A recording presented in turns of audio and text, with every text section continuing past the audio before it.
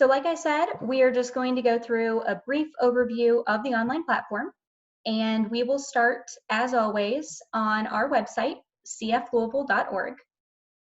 From here, you will click at the top right-hand corner and click on Login. You will enter your username, and we're using sort of a test today just to go in.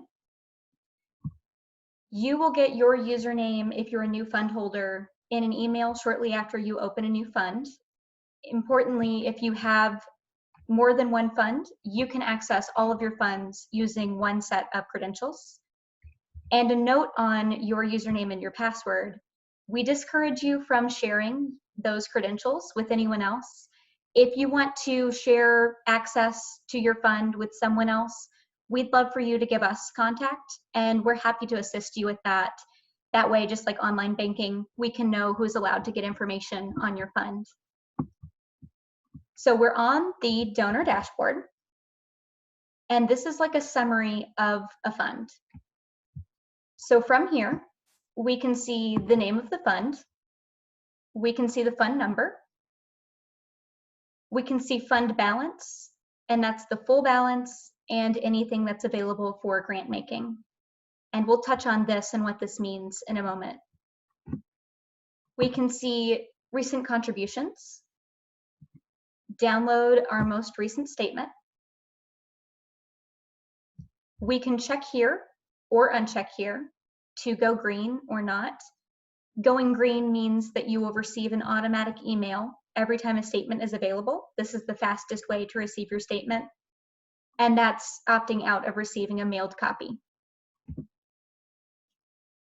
We can also see our recent grant history, a little bit of information about them, and we can see the field of interest for these grants represented above. So that's all on this page.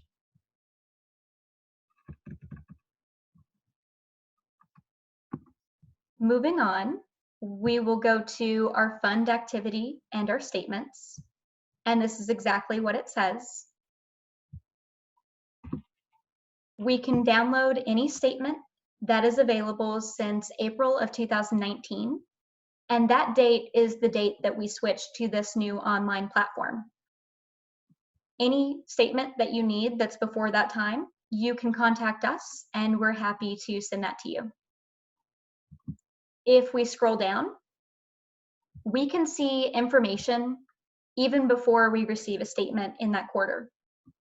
So we're seeing a time period, and we're seeing 30 days. That's by default. If we click on this time period, we can drop down to anything different. These will refresh automatically. And you'll notice that if you scroll down, you can export to a PDF or to an Excel file. And this is exporting exactly the range that you're viewing.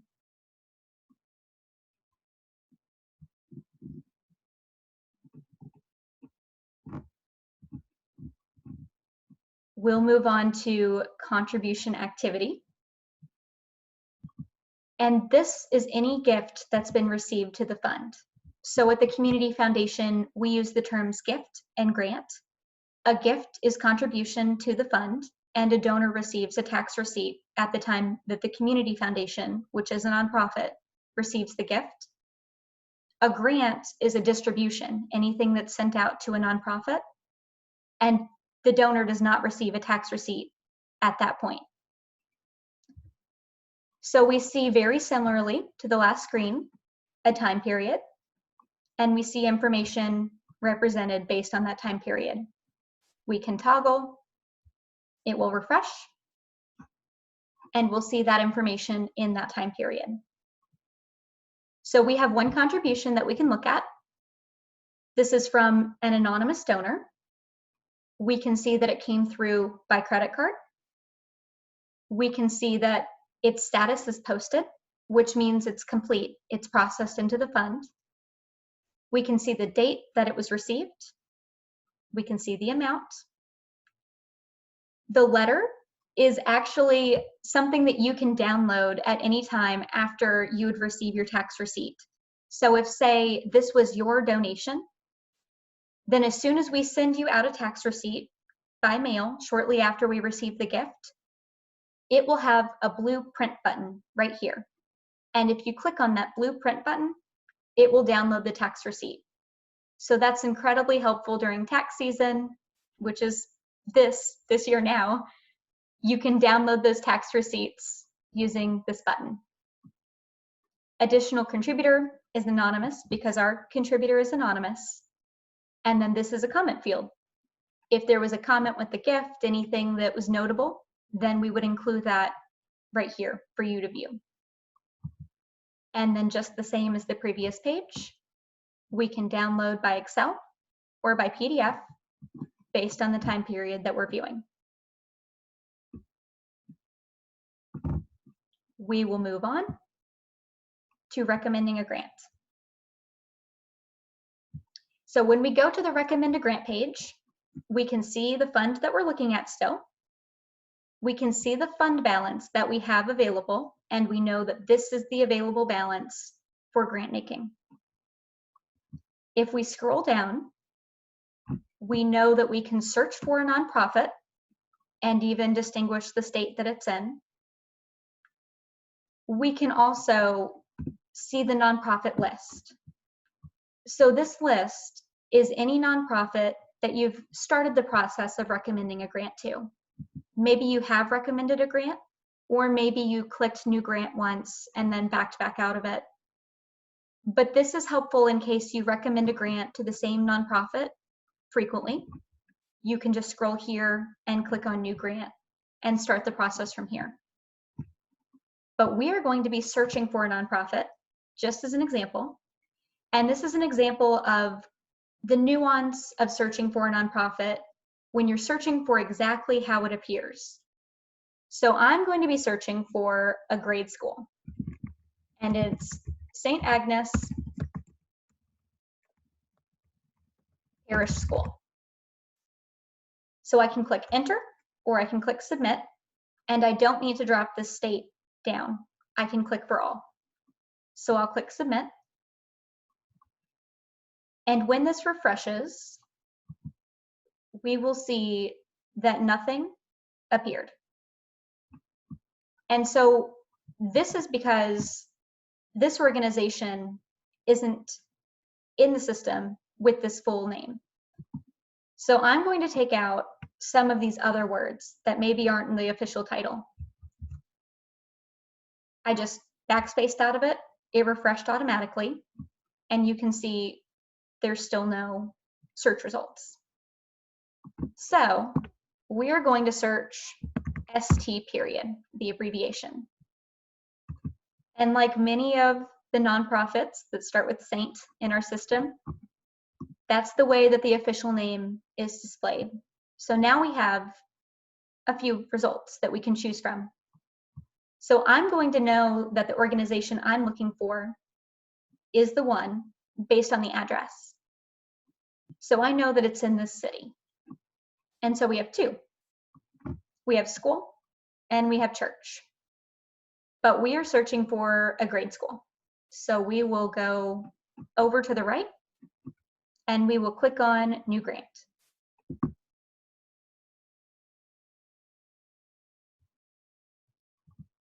So right away, when we get to the new grant page, we can see that we have language explaining to us the time period. And generally, like it says, anything received by Sunday night will be processed by the following Friday. So that's a weekly processing. We can scroll down. It already has the information for the organization based on what we already had in the system. So we have the name, we have an address, we have single, and we have recurring grant.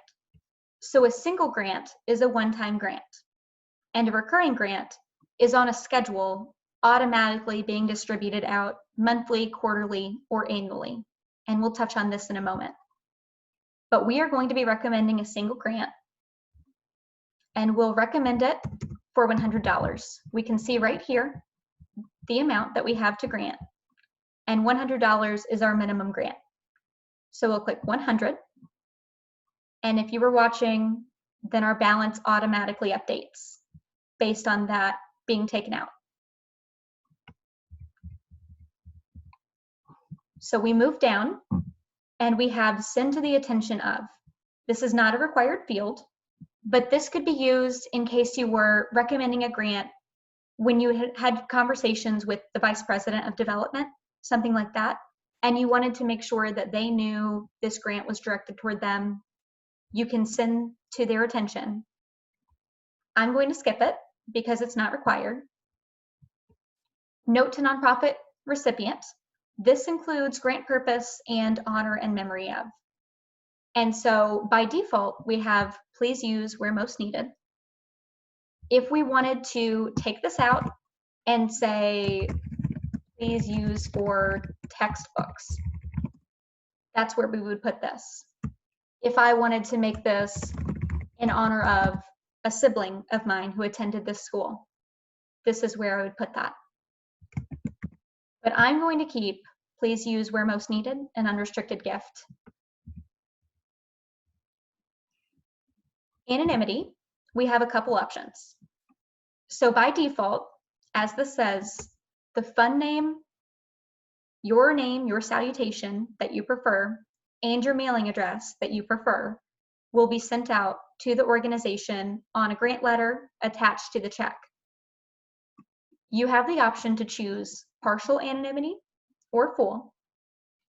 Partial, you would be sharing the fund name and your name, but not your mailing address.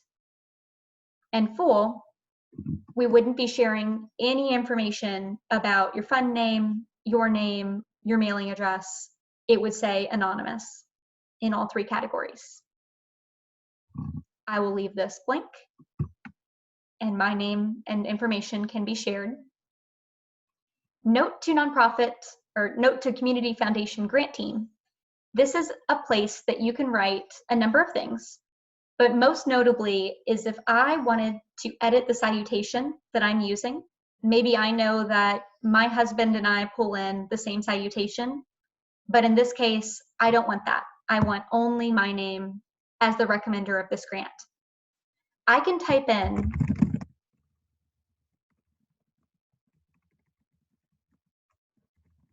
my own name. This is also a good place if you wanted to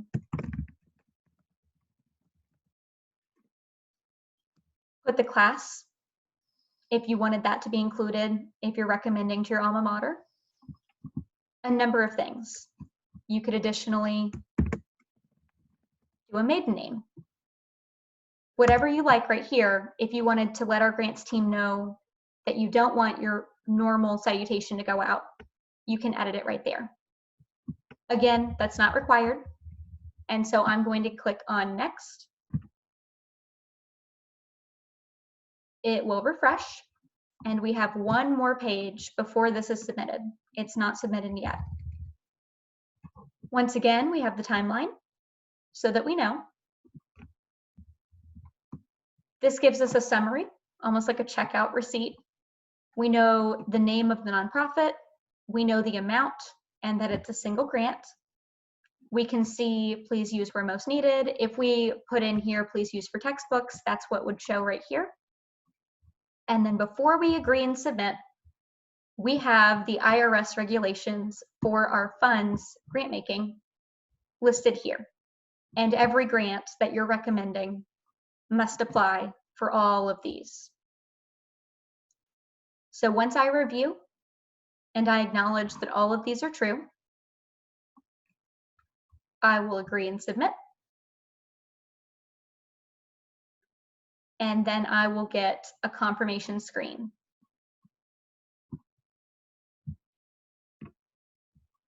So moving back to recommend a grant, if you were searching for an organization and it wasn't coming up, no matter all the searches you tried, it just wasn't coming up, then what you can do is send an email to our grants team right here. And that's a good place that you can go ahead and say, dear grants team, I'd like to make a $100 donation to St. Agnes Parish School. I couldn't find it on the website, please advise. That way they already have your grant recommendation. They can either find the organization as it's listed in our system, or they could research and see if maybe we didn't have it in our system before, add it in, and they already have your grant recommendation. No more action on your part. You'll see it entered when they enter it on their schedule. Moving on to grant history.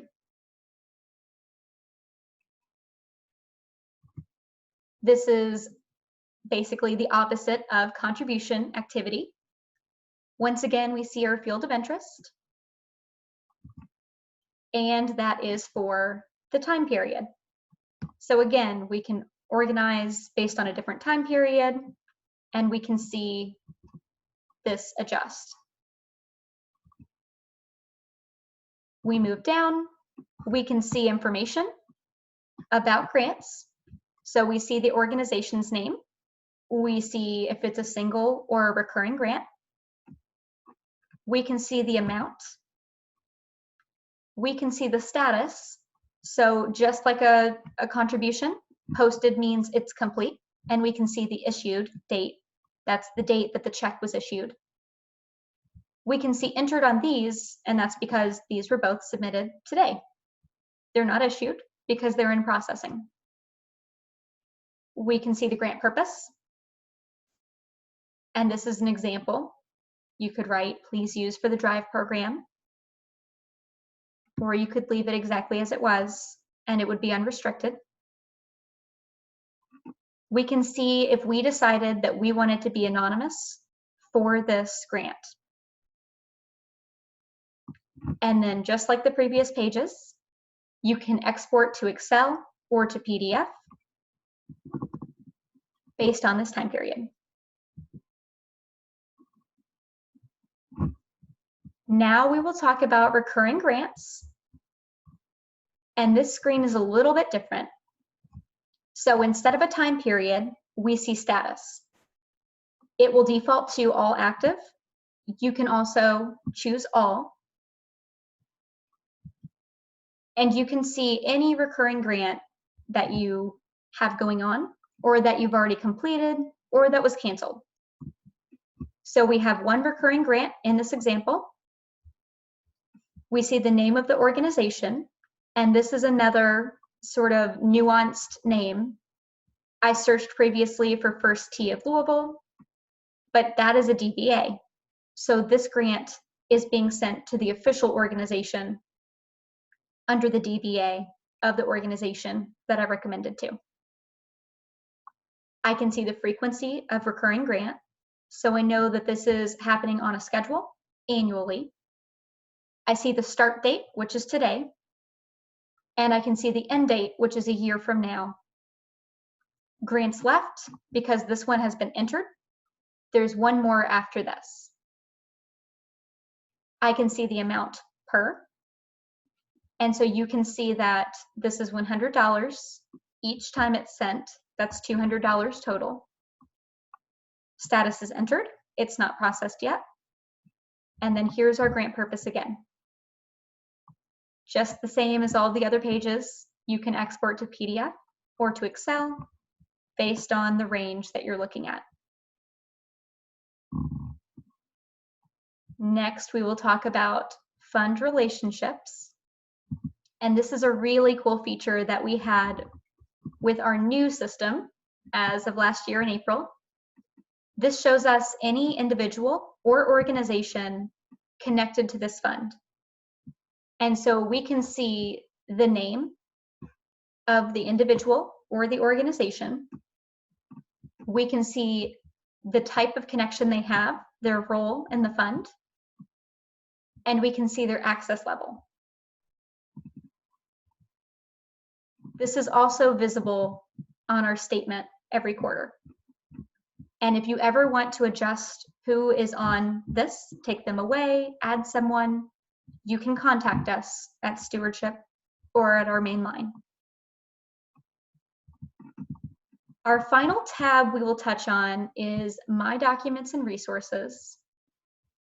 This is just a helpful tab that has some resources available for download. And so check in here and just see maybe there's something that's important to you, especially for a charitable checking fund. You can always choose a letter of final disposition and update where your fund will go at the time of your passing, or if it's you and your spouse together at the time of both of your passing, similar to updating your beneficiaries in a life insurance. A couple things to note before I look at our questions. If you are connected to more than one fund, on the donor dashboard and on any of the other pages, take a look at the name of the fund and click on the drop-down arrow to the left of the fund name. So in this case, this individual that we've logged into is connected to 2 funds. If you click on the other fund, the page will refresh. And then as you navigate through the online platform, every tab that you're looking at through the lens of that fund.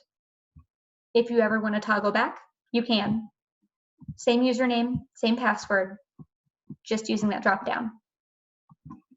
And then one final note, on all of these tabs, like you can choose the range, you can choose to download.